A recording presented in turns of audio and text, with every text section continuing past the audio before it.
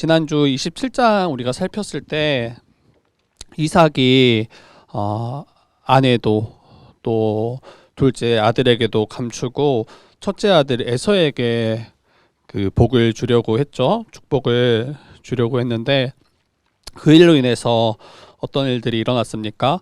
이 하나님의 뜻과 맞지 않고 또 그 뜻이 하나님의 뜻이 아닌 줄 이삭이 알았음에도 불구하고 자기 욕심으로 또 자기가 더 마음에 들어하는 에서에게 축복하려고 할 때 결국 그 일을 막고자 또 자기가 그 복을 받고자 이 리브가 또 야곱이 거짓으로 이삭을 속였다. 그 일로 인해서 남편과 아내의 관계도 다 깨어지고 그리고 형제와 형제의 관계도 다 깨어지고 서로 죽이려 하고 또 그 형을 피해서 이제 이 길을 도망할 수밖에 없는 그 처지에 놓인 그 상황이 27장 말씀이었어요. 그리고 28장으로 넘어오면서 이제 이삭이 야곱을 불러서 그에게 축복하고 그리고 당부하며 떠나보냅니다. 그러면서 10절에서 22절 말씀은 그 자기 친척, 자기 삼촌 라반의 집에까지 그 가는 길 가운데 있는 한 사건을 지금 기록하고 있어요. 이 이삭이 야곱을 불러서 무엇을 당부하냐면 이제 1에서 이제 5절 그 말씀인데요. 가나안 사람의 딸들 중에서 아내를 맞이하지 말라.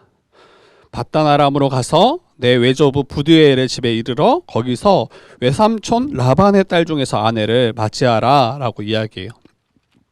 예전에 이삭을 위해서 밧단 아람 그 리브가를 이제 아내로 맞이했던 장면을 우리 기억나시죠? 그래서 언약의 자손을 이어갈 수 있도록 가정을 세우는 것, 그러한 배우자를 맞이하는 것이 굉장히 중요하다. 그래서 아브라함 마지막 길이 이삭을 위해서 아내를 믿음의 배필을 구해주는 것, 그러한 아내, 그러한 남편을 만나게 하는 것이 너무 중요하다라고 이야기를 했어요.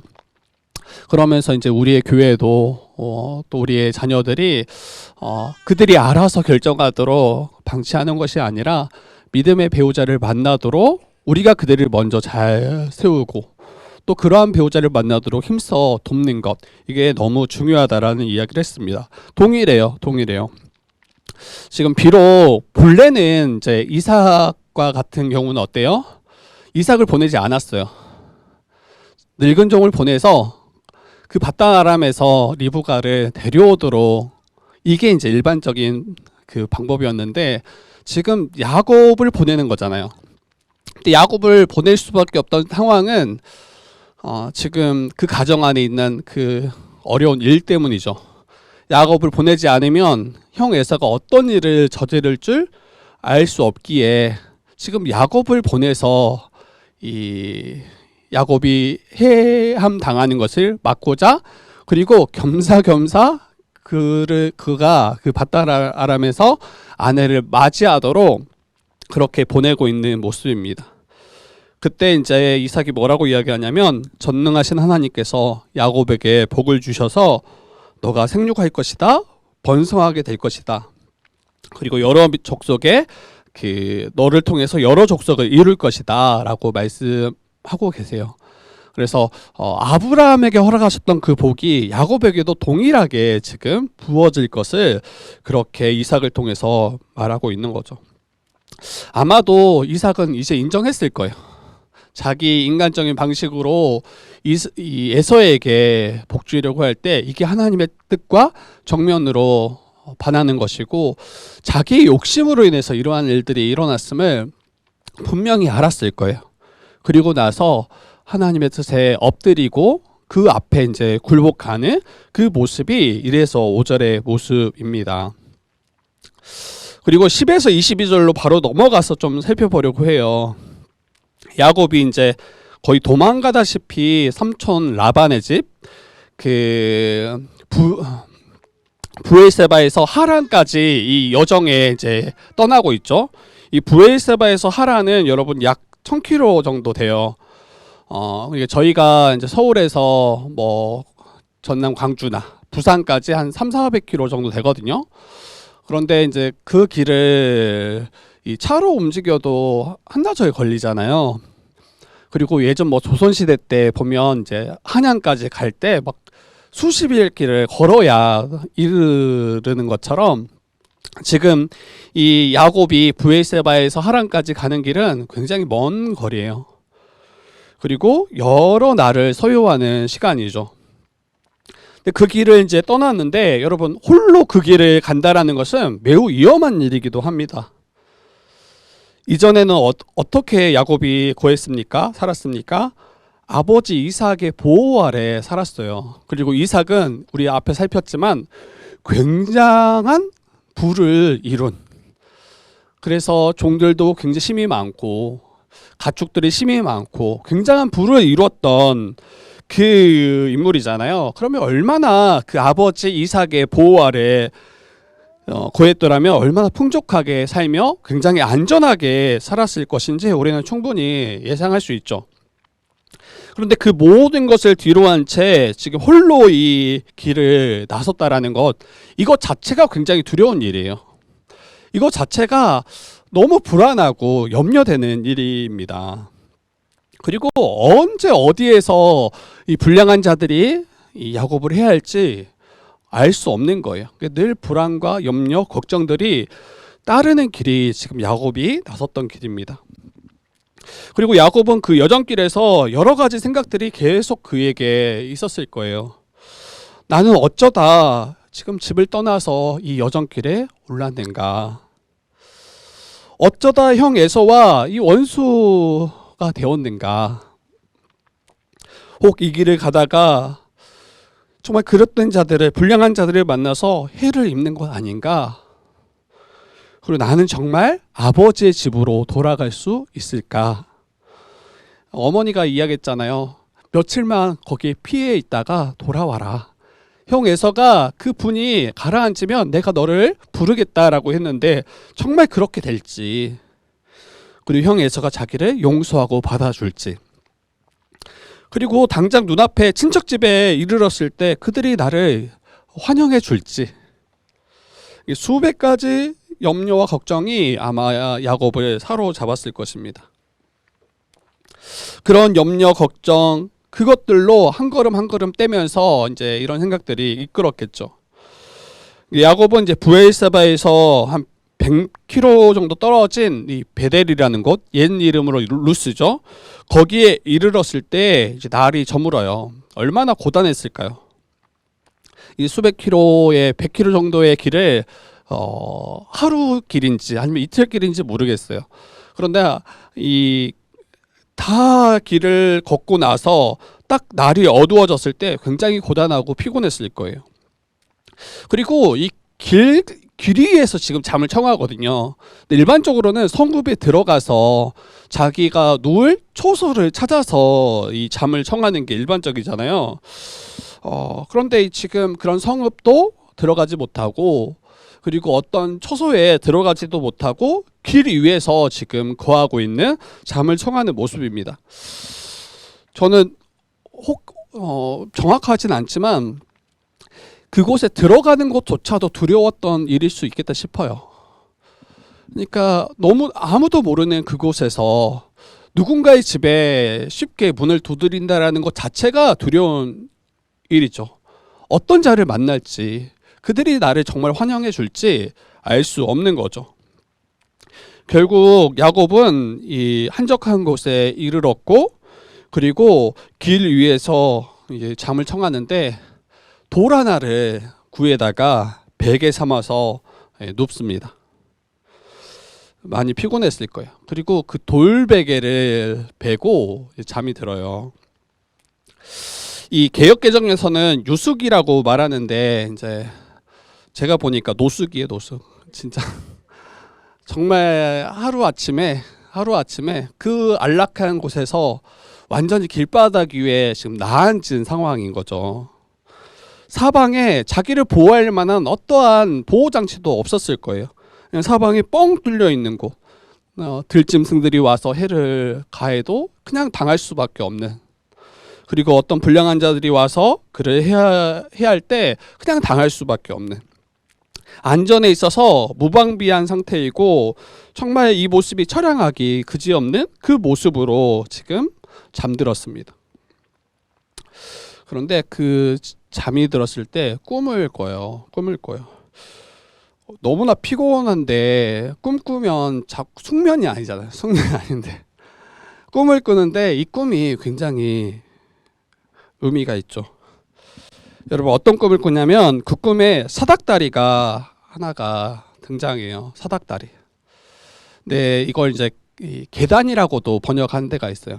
그래서 이 사닥다리가 등장하는데 땅에서부터 하늘 꼭대기까지 이어진 사닥다리예요. 그리고 그 사닥다리를 보니까 하나님의 사자들이 그 사닥다리에 오르락 내리락 하더라. 오르고 내리고 하는 그 모습, 위 올라가는 그 하나님의 그 천사들과 내려가는 그 하나님의 천사들이 오가는 가운데 있는 모습을 꿈꿉니다. 그리고 그 하늘 꼭대기에 하나님이 거하시고 그 하나님께서 야곱에게 말씀하세요. 이 13절에서 15절 말씀인데요. 우리 한번 같이 읽어볼까요? 13절에서 15절 말씀 우리 한 목소리로 한번 하나님이 어떻게 말씀하시는지 읽어보도록 하겠습니다. 시작. 또 본즉 여호와께서 그 위에 서서 이르시되 나는 여호와니 너의 조부 아브라함의 하나님이요 이삭의 하나님이라. 내가 누워있는 땅을 내가 너와 내 자손에게 주리니 내 자손이 땅의 티끌같이 되어 내가 서쪽과 동쪽과 북쪽과 남쪽으로 퍼져나갈지며 땅의 모든 족속이 너와 내 자손으로 말미암아 복을 받으리라. 내가 너와 함께 있어 내가 어디로 가든지 너를 지키며 너를 이끌어 이 땅으로 돌아오게 할지라. 내가 내게 허락한 것을 다 이루기까지 너를 떠나지 아니하리라 하신지라. 네, 꿈속에서 이렇게 하나님께서 야곱에게 말씀하십니다. 이 약속은, 이 말씀은 본래 하나님께서 갈대아 우르에서 아브라함을 부르실 때 말씀하셨던 약속이에요. 너의 자손이 하늘의 무별과 땅의 티끌과 같이 많게 할 것이다. 이게 본래 아브라함에게 주셨던 약속이고, 그리고 네가 밟는 모든 땅을 다 내게 또 너의 자손에게 주시겠다라는 약속도 아브라함에게 주셨던 약속이에요. 근데 그 약속을 지금 동일하게 야곱에게 말씀하시는 거예요. 너를 통해서 땅의 모든 족속이 복을 받을 것이다. 이게 본래 아브라함에게 주셨던 그 약속인데 그 약속이 야곱에게 지금 이어졌음을 우리가 볼 수 있는 거죠. 그리고 또 한 가지는 여호와 하나님께서 야곱과 함께 있을 것이다. 네가 어디로 가든지 너를 지킬 것이다. 너를 이끌어서 반드시 이 땅으로 다시 돌아오게 하실 것이다. 이렇게 약속하십니다. 그리고 이 약속을 다 이루기까지 결코 야곱 너를 떠나지 않을 것이다 라고 약속하세요. 여러분, 이 말씀이 야곱에게는 굉장히 큰 위로였을 거예요. 너무 불안하고 염려되는 상황 가운데 지금 이 길을 걸어가고 있잖아요. 모든 안정과 풍족함으로부터 이미 끊어진 상태예요. 형 에서를 피해서 지금 삼촌 라반의 집으로 도피하는 가운데 있을 뿐 아니라 지금 길바닥에서 노숙하고 있는 상황이에요. 가장 불안하고 가장 염려되고 가장 고통하고 있을 그 자리가 바로 야곱이 누워있는 그 자리인 거예요. 그때 하나님께서 조부 아브라함과 자신의 아버지 이삭에게 들려주셨던 그 약속을 다시 말씀해 주십니다. 네가 누워있는 그 땅을 동쪽, 서쪽, 북쪽, 남쪽 다 기업으로 받을 것임을, 그리고 너의 후손이 티끌과 같이 많아질 것을, 그리고 반드시 이 약속을 하나님께서 친히 다 이루실 것을 약속하십니다. 여러분, 이 말씀을 통해서 우리가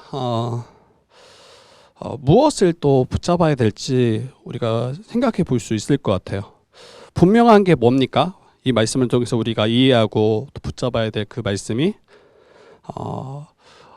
우리가 어떤 상황에 있든지 어디에 있든지 또 우리의 마음의 심정이 어떠하든지 하나님은 우리와 함께 하신다라는 거예요. 언약 백성과 함께 하신다라는 거예요. 하나님은 그의 백성들이, 성도들이 이 말씀을 분명히 알았으면 하실 거예요. 우리의 상황이 어떠하든지 하나님은 나와 함께 하시고 너를 지키실 것이며 하나님이 우리에게 허락하신 이 약속을 다 이루시기까지 우리와 함께 하실 거라고 주님은 말씀하세요. 그리고 그러한 믿음으로 이 믿음의 여정을 우리가 걸어가기를 우리에게 말씀하시는 겁니다. 여러 가지 마주할 어려움들이 있을 거예요. 여러 가지 위협과 고통도 있을 거예요. 여러 가지 걱정과 염려도 분명히 우리 앞에 있을 거예요. 그리고 이것을 직접 마주하는 이 말씀을 받은 자들이 바로 출애굽해서 가나안 땅으로 향하고 있는 이 이스라엘 백성들이에요. 이 창세기 모세오경의 1차 독자가 바로 이 출애굽해서 가나안 땅을 향하는 이스라엘 백성이라고 했잖아요. 이 말씀을 들었을 때 굉장히 큰 위로와 또 격려와 감사가 있었을 것입니다. 상황과 환경만 보면 그냥 홀로 남겨진 거예요. 그리고 어느 누구도 자기를 돌보지 못하는 것처럼 보여요. 그리고 질문하겠죠. 하나님, 나를 지켜보고 계십니까? 하나님, 나를 돌보고 계십니까? 하나님, 정말 나를 약속하신 그 땅으로 인도하실 수 있습니까? 이러한 수많은 염려와 걱정, 의심 가운데 이스라엘 백성들은 지금 그 길을 걸어가고 있는 거죠. 그런데 하나님이 뭐라고 말씀하십니까? 반드시 아브라함과 이삭에게 약속하셨던 그 복 주실 것이고 또 약속하셨던 그 땅으로 반드시 돌아가게 하실 것이며 내가 너와 함께 있을 것이고 너를 지키실 것이다, 이렇게 말씀합니다. 그리고 야곱의 상태를 한번 보세요, 여러분. 야곱은 본래 이러한 약속에 합당한 사람이 아니에요. 야곱은 이러한 은혜를 받을 만한 그런 합당한 자가 아니에요. 왜 그 길 가운데, 여정 가운데 있냐는 거예요. 그가 정말 주 앞에서 신실하게 주를 위해서 정말 온전히 헌신함으로 그 길에 지금 처해진 게 아니에요. 인간적인 방식으로 행하려다가, 인간적인 방식으로 자기의 욕심을 채우려다가 지금 그 자리에 지금 있는 거잖아요. 굳이 그 길을 떠날 필요가 없었던 길이에요. 정말 하나님의 말씀에 온전히 순종함으로 당하는 어려움이었더라면 그가 이 복을, 그 은혜를 누리기에 합당하다 우리는 아마 고백했을 수 있어요. 그런데 그런 모습이 아니에요, 야곱은. 자신의 어리석은 선택과 결정으로 인해서 지금 쓴 열매를 맛보고 있는 거죠. 그런데 그 가운데 하나님이 야곱에게 나타나셨다는 거예요. 그 가운데 내가 너와 함께 할 거다라고 말씀하시는 거예요. 그리고 그 가운데 내가 너에게 주었던 약속을 신실하게 이루실 것이다라고 말씀하시는 거예요. 이게 지금 출애굽해서 가나안 땅으로 향하고 있는 이스라엘 백성과 너무 똑같은 모습이에요. 매번 하나님을 향해서 불신하고 매번 인간적인 방식으로 그 나라에 나아가기를 힘썼던 자들이 이스라엘 백성들이에요. 계속 넘어지고 또 여러 가지 어려움 앞에서 불신하고 의심하고 하나님을 시험했던 그 이스라엘 백성들. 여러분, 다시 말씀드리지만 하나님께서 신실하신 것은 우리가 괜찮아서 우리에게 신실하신 게 아니에요.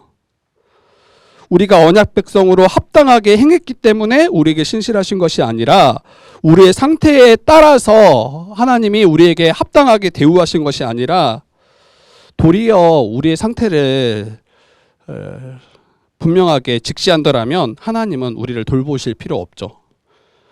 하나님은 우리를 살피실 필요가 없죠. 우리와 함께 하실 필요가 없죠. 왜? 우리는 죄인이니까. 우리는 불의하니까. 늘 하나님 앞에 범죄하니까. 그런데 그러할 때조차도 무지한 가운데 어리석게 행하는 그때조차도 하나님은 저와 여러분에게 신실하시다라는 것을 잊지 않았으면 좋겠어요. 이게 은혜예요. 이게 은혜예요. 얼마나 우리 무지합니까? 그런데 문제는 우리가 무지하다라는 것조차 모르는 무지 가운데 있다라는 거예요. 그런데 우리는 괜찮다라고 여기고, 이 정도면 또 신실하지, 이 정도면 하나님의 은혜 받기 합당하지, 이렇게 여긴다라는 거예요. 우리는 다른 누군가보다는 조금 더 말씀을 잘할 수 있어요. 다른 누군가보다는 조금 더 헌신할 수 있어요. 근데 그거 붙잡고 또 하나님 앞에 우리가 나아가려고 한다니까요. 이게 참 어리석지만 어리석은지조차도 모르는 그때, 이게 마치 괜찮은 것처럼, 이게 마치 자기의 뜻을 이루는 것처럼 그렇게 행하고 있던 그때에 하나님은 우리에게 신실하세요. 그리고 하나님은 우리를 위해서 약속하셨던 그 말씀을 이루어 가세요. 여러분, 혹시나 마치 길바닥 위에 홀로 남겨진 것처럼 그렇게 자기가 처해져 있구나 느껴진 적 있나요? 자신만 홀로 남겨졌고 야곱처럼 나는 이제 완전히 망했구나 이렇게 느껴진 적 있나요? 나를 지켜줬던 그 모든 안전과 보호가 이제는 다 그쳐졌구나. 그리고 하나님마저 나를 혹시 외면하시고 버리신 것 아닌가? 이렇게 생각될 때가 있나요? 실제로 큰 어려움을 딱 마주하면 그렇게 느껴져요. 인생에서 여러 가지 어려움과 또 염려와 걱정들을 마주할 때 정말 나 혼자 남겨진 것처럼 그렇게 느껴질 때가 있어요. 그때는 배우자도 마치 나를 외면한 것처럼 느껴져요. 그때는 내가 의지했던 사랑하는 가족마저도 나를 전혀 알아주지 않구나 여겨진다니까요. 그리고 더 우리가 이제 큰 낙심 가운데 딱 처해졌을 때 어때요? 정말 한 몸이라고 생각했던, 한 가족이라고 우리가 외쳤던 교회마저도 나를 전혀 살피지 못하는구나 이렇게 느껴질 때가 있어요. 아니, 한 몸이라며, 사랑한다며, 나의 짐을 함께 져준다라고 했던 그 지체들이 전혀 나를 알아주지 못하고 나를 살펴주지 못하는 것처럼, 나를 돌보지 않는 것처럼 느껴질 때가 있다고요. 그런데 여러분, 우리 자신만 한번 생각해 보세요. 우리가 지체들을 향해서 마음은 있지만 그 지체들의 속사정까지, 속마음까지 다 알아줄 수가 없어요. 때로는 나의 어려움과 힘듦 때문에 지체들의 어려움이 보이지만 거기에 뛰어들지 못하고 그냥 침묵할 때도 있어요. 우리는 우리가 당면한 그 어려운 일들이 지나가고 나서야 겨우 그게 보이는 존재인 것 같아요. 당장 내 앞에 있는 어려움들이 있으면 거기에 딱 매여가지고 이거 넘어가지 않고서는 교회가 어떠한지, 지체들이 어떠한지 이게 보이지 않는다고요. 근데 서로가 서로에게 그렇게 우리가 마주할 때 마치 외면당하고 내가 버림당하고 나를 살피지 않는 것처럼, 마치 야곱과 같이 길바닥 위에 지금 노숙하고 있는 모든 그 어려운 가운데 자기가 지금 넘어져 있는 그 모습처럼 보일 때가 있어요. 진짜 실제로 혹시 노숙해 보신 분 있나요? 저는 없어요. 근데 굉장히 비참할 것 같아요. 정말 망했다라고 생각될 것 같아요. 우리 때로는 여러 이 노숙하시는 분들 실제로 있잖아요. 근데 신문지 한 장 걸치고 잠을 청하고 하루에 제대로 된 한 끼조차도 먹지 못해서 고통하고 있는 그런 분들이 우리 사회에도 많이 있잖아요. 그런데 오늘 말씀 보면 굉장히 놀라워요. 지금 노숙하고 있는 그 자리가 어떤 자리인가 야곱이 고백하는데 돌베개를 베고 누워 잠든 그 자리가 어떤 자리냐면 야곱은 이렇게 말해요. 여기가 하나님의 집이요, 여기가 하늘의 문이 열렸다라고 이야기해요. 분명히 노숙하고 있는데 여기가 하나님의 집이래요. 여러분, 특급 5성급 호텔보다 더 안전하고 더 풍요가 넘치는 그 하나님의 집이 지금 야곱이 돌베개에 베고 누웠던 그 자리라고 야곱은 고백해요. 하나님께서는 야곱이 누워있던 그 자리 가운데 하늘로 닿는 사닥다리를 내려주시고 거기에 하나님의 천사들이 올라가고 내려가고 있는 거예요. 저는 이거 왜 이러한 하늘로 오르락 내리락 하는 이 천사들이 왜 그 사닥다리에 오르고 내리고 했을까 할 때, 여러분, 천사는 여러분 우리 하나님의 형상을 닮은 인간을 돕는 사역자들이에요. 그러니까 야곱이 누워서 절망하고 있는 그 자리 가운데 하나님께서 천군 천사를 보내셔서 그 야곱을 돌보시고 지키시고 살피시는 그 하나님의 은혜가 야곱에게 있음을 보여주는 거예요. 예전에 그 엘리사의 유명한 이야기가 있어요. 수십만 대군이 엘리사와 그의 종을 에워쌌을 때 어때요? 이 종인 게하시는 망했다라고 이야기했어요. 망했다고. 그런데 엘리사는 뭐라고 말합니까? 눈을 떠라. 눈을 떠라.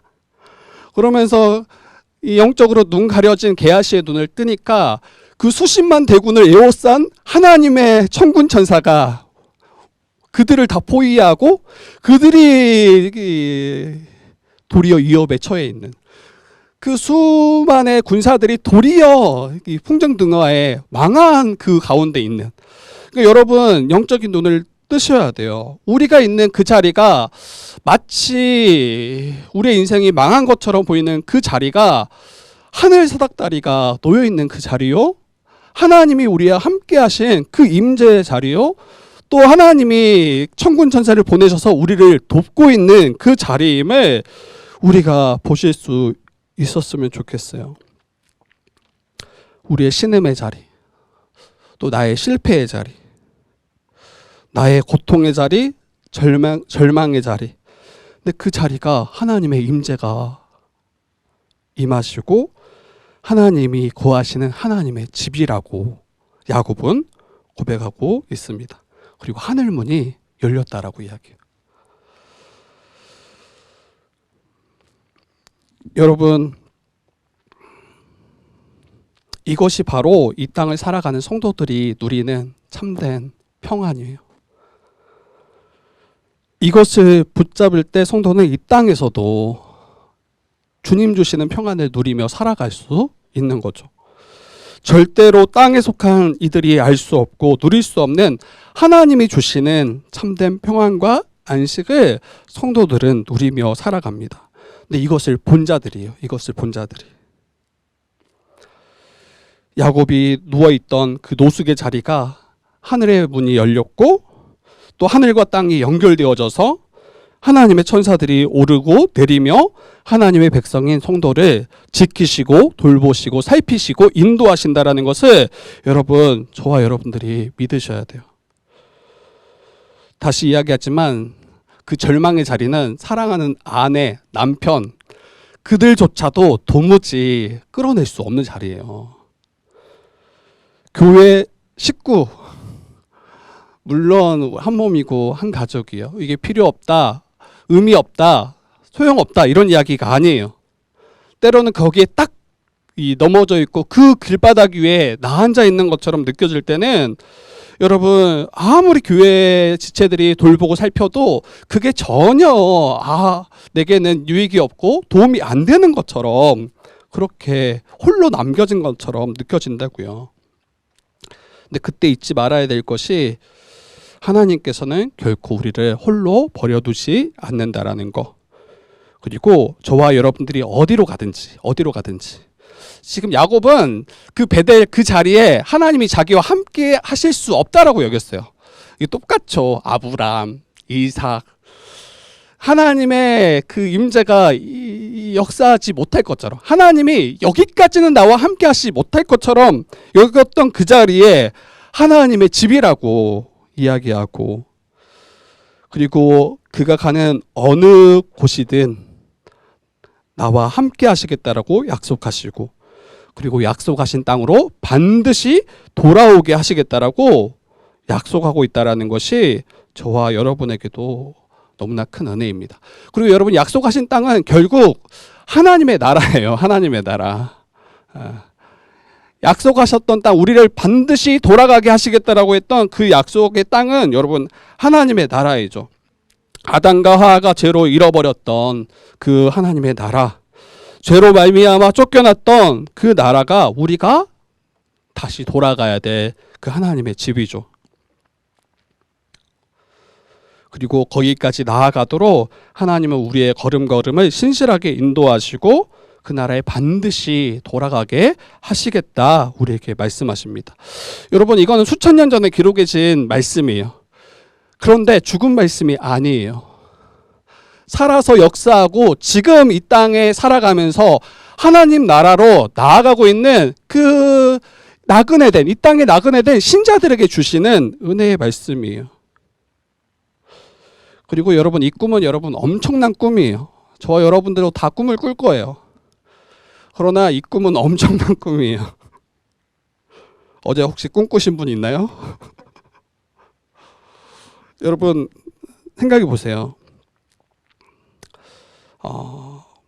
하늘 사닥다리가 땅에서부터 하늘까지 놓여져 있고, 그 하늘 꼭대기에 하나님께서 말씀하고 계시고, 그리고 그 사닥다리에 천군 천사가 오르락 내리락 하고 있는 그 꿈. 여러분, 이 꿈은 무엇을 말합니까? 본래 여러분, 이 아담과 하와 이후에 모든 인류는 어때요? 죄 아래 거하는 자들이에요. 그래서 하나님께 나아갈 수조차도 없고 하나님 나라에서 쫓겨났던 죄인들이란 말이에요. 그래서 하나님의 낯을 피해서 날마다 도피하는 인생을 살았던 자들이 바로 우리였어요. 늘 하나님의 심판과 저주 가운데 불안해하고 두려워하며 고통 가운데 살아가는 자들이 바로 우리였어요. 그런데 그러한 자들에게 하늘로부터 사닥다리가 내려오고 있는 거예요. 그래서 하늘의 천군 천사들이 그러한 자들 가운데 돌보고 지키며 또 우리가 그 하나님의 나라에 나아가기까지 우리를 지키고 이끈다라는 말씀이 오늘 이 말씀인 거예요. 결코 우리에게 일어날 수 없는 것들이에요. 하나님이 심판하시고 멸하셔야 합당한 자들인데 그러한 자들에게 이 하늘 사닥다리가 놓여졌단 말이에요. 근데 이게 어떻게 신약에 가서 이야기가 되냐면 요한복음 1장 51절에 이렇게 말씀합니다. 요한복음 1장 51절에 이 꿈이 어떻게 성취되어졌는가? 지금 야곱은 꿈을 꾸는 거예요. 꿈을 꾸는 거죠. 근데 이 꿈이 어떻게 성취되어지냐면 요한복음 1장 51절에 이렇게 말합니다. 또 이르시되, 이거 예수님이 이 나다나엘에게 말씀하신 말씀이에요. 또 이르시되 진실로 진실로 너희에게 이르노니 하늘이 열리고 하나님의 사자들이 인자 위에 오르락 내리락 하는 것을 보리라 하시니라 라고요.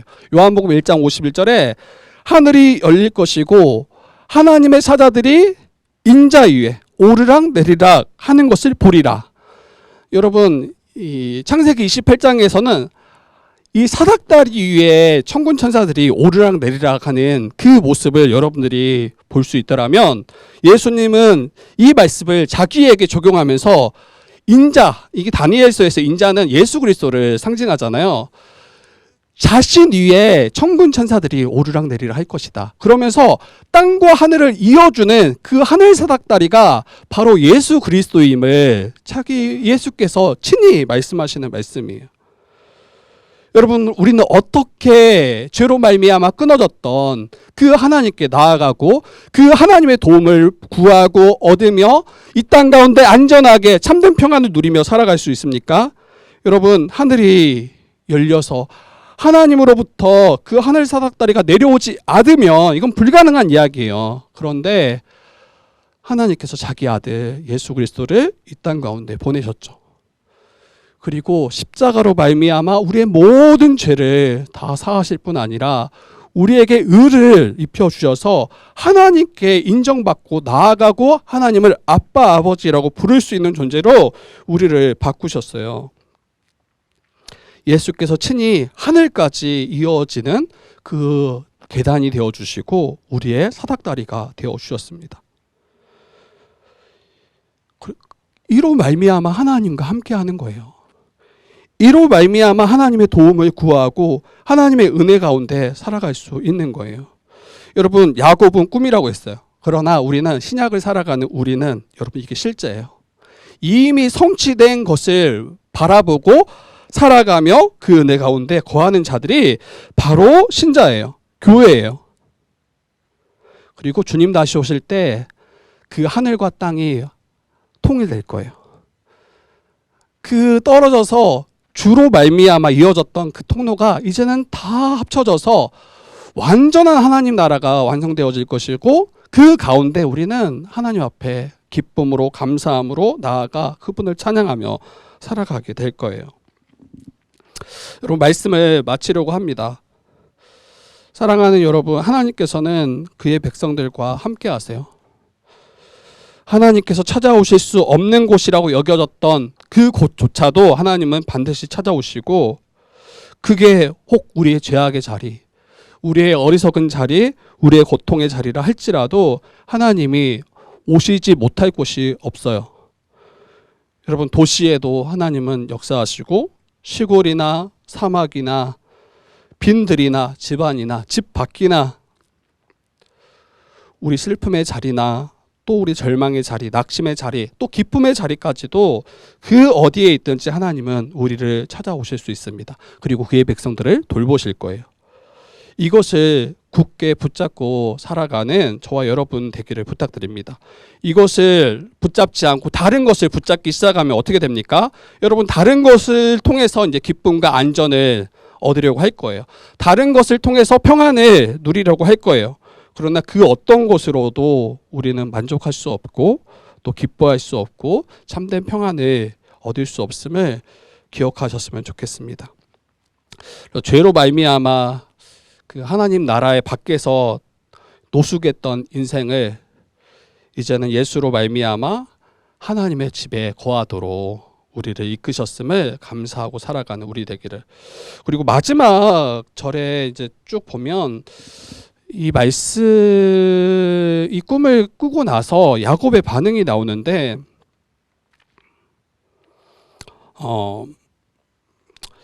이 야곱은 꿈에서 깬 후에 서원해요. 그리고 어떻게 말하냐면, 하나님께서 나와 함께 하셔서 나를 지키시고 먹을 떡과 입을 옷을 주셔서 평안히 아버지의 집으로 돌아오게 하시면 여호와께서 나의 하나님이 되실 것입니다. 그리고 하나님께서 내게 주신 모든 것을 10분의 1을 내가 반드시 하나님께 드릴 것입니다. 이렇게 소원을 합니다. 여러분, 이걸 조건부로 이해하면 너무나 이상한 말씀이 돼요.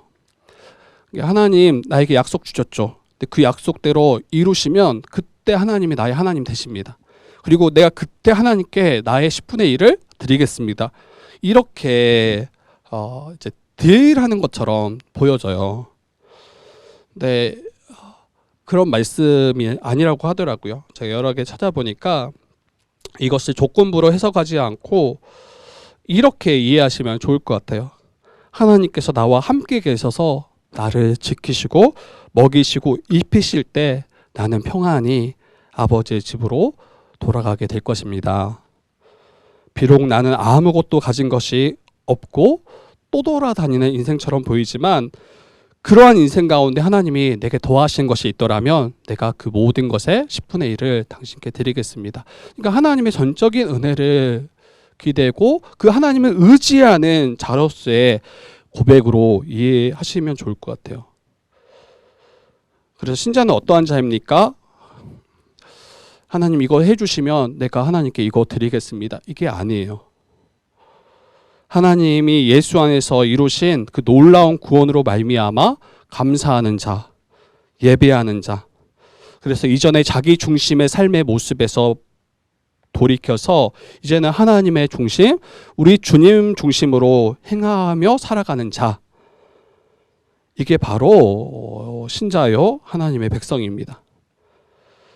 그래서 성도된 우리는 하나님의 약속을 좀 신뢰하며 이미 주 안에서 성취하신 것으로 인해서 감사했으면 좋겠어요. 하나님과 딜하는 그런 모습이 아니라 이렇게 해주시면 예배할게요. 이렇게 해주시면 나의 걸 주님께 드릴게요. 이게 아니라 정말 믿음으로 정말 주님 아니고서는 내가 결코 하나님 앞에 나아갈 수도 그 복을 누릴 수도 없는 자임을 고백하고 주님께 믿음으로 나의 것을 기쁨으로 드리는, 또 주의 몸된 교회 안에서 그 기쁨을 풍성하게 누려 살아가는 우리 모든 지체 되기를 주님의 이름으로 축복합니다.